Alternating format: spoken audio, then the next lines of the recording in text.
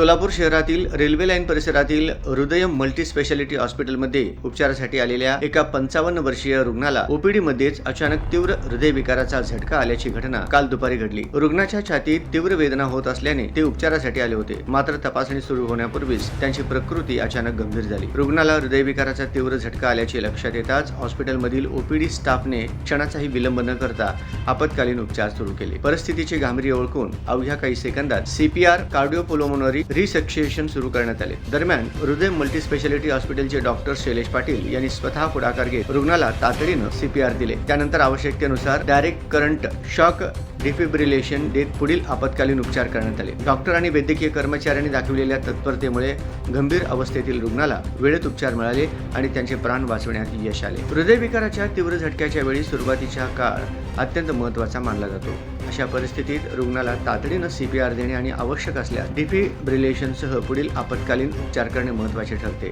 या घटनेतही रुग्णाला वेळ न दवडता उपचार मिळाल्याने त्यांना जीवनदान मिळू शकले। या संपूर्ण घटनेचे सीसीटीव्ही फुटेज हॉस्पिटलमध्ये कैद झाले आहे। या फुटेजमध्ये रुग्णाची अचानक बिघडलेली प्रकृती, त्यानंतर हॉस्पिटल स्टाफकडून तातडीने सुरू करण्यात आलेले सीपीआर आणि डॉक्टरांकडून करण्यात आलेले आपत्कालीन उपचार दिसून येत आहेत। हृदयविकाराचा झटका कोणत्याही क्षणी आणि कोणत्याही ठिकाणी येऊ शकतो। अशावेळी रुग्णाला तातडीने योग्य प्रथमोपचार व वैद्यकीय उपचार मिळणे किती महत्त्वाचे आहे हे या घटनेतून पुन्हा एकदा अधोरेखित झाले आहे। सीपीआरचे प्रशिक्षण आणि आपत्कालीन परिस्थितीत योग्य वेळी केलेली कृती अनेकदा रुग्णाचे प्राण वाचवण्यासाठी निर्णायक ठरू शकते, हे या घटनेतून स्पष्ट झाले। हृदय मल्टी स्पेशालिटी हॉस्पिटलमधील डॉक्टर शैलेश पाटील तसेच ओपीडी स्टाफने दाखविलेल्या प्रसंगावधान आणि तत्परतेचे कौतुक होत आहे।